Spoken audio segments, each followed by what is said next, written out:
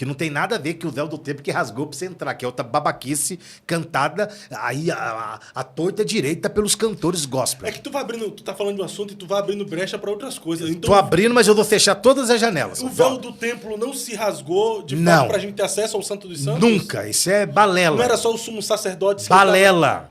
Não era só o sumo Só sacerdote? o sumo sacerdote. Entrava. E hoje? Irmão, abre a Bíblia. Vê qual véu que rasgou pra você entrar. Hebreus 10 e 19. Hebreus 10 e 19.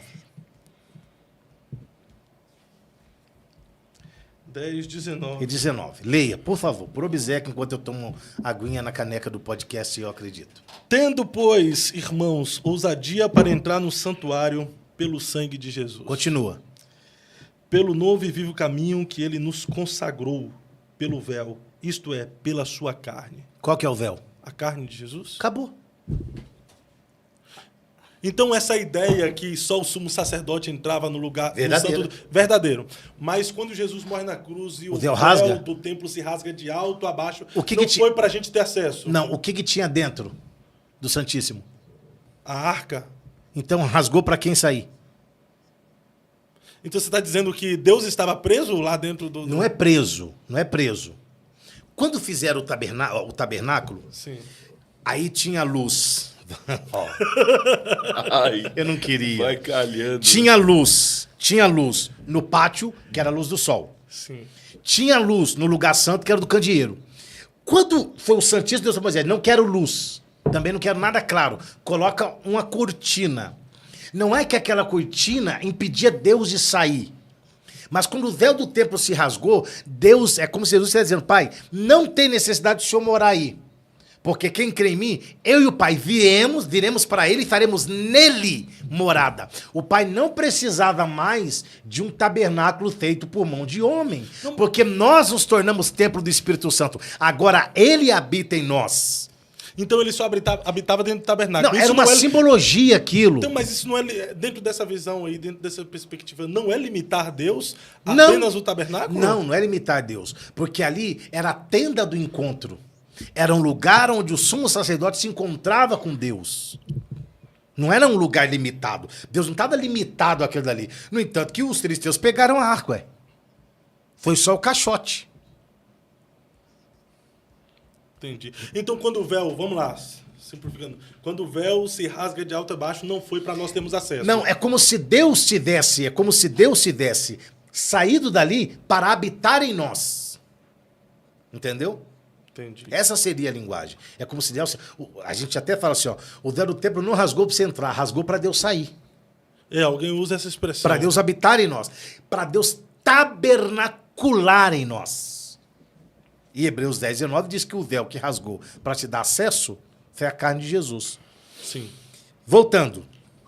Então você reconhece Jesus no altar do holocausto, que representa a cruz. Se lava na bacia, que representa o batismo. Aí você entra no lugar santo, que é a mesa. Só que o sacerdote só podia comer depois de se lavar. O batismo não é uma lavagem? Sim. Então, aí o apóstolo Paulo, lá em 1 Coríntios capítulo 10, fala o quê? Não quero, irmãos, que sejais ignorantes, porque todos foram batizados na nuvem, Moisés e na água.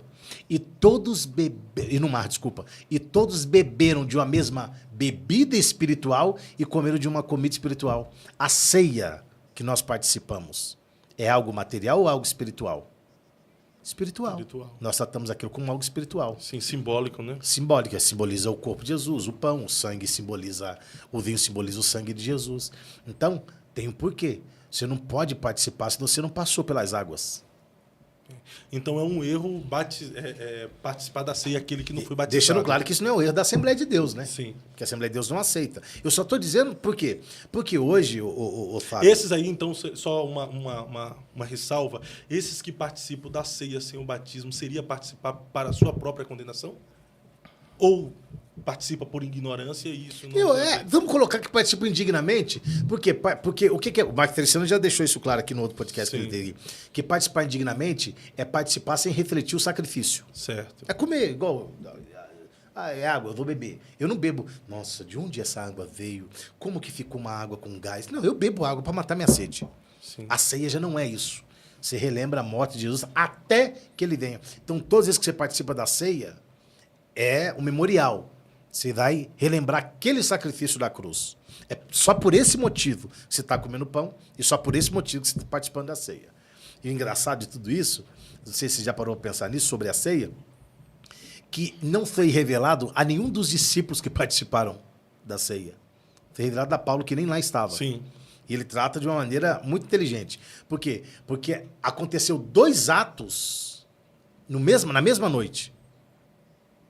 E tendo partido o pão, deu graças. Tomai e comei, este é meu corpo de graça. Semelhantemente, depois de cear, mas o pão já não faz parte da ceia, é porque teve a ceia, que era a Páscoa também.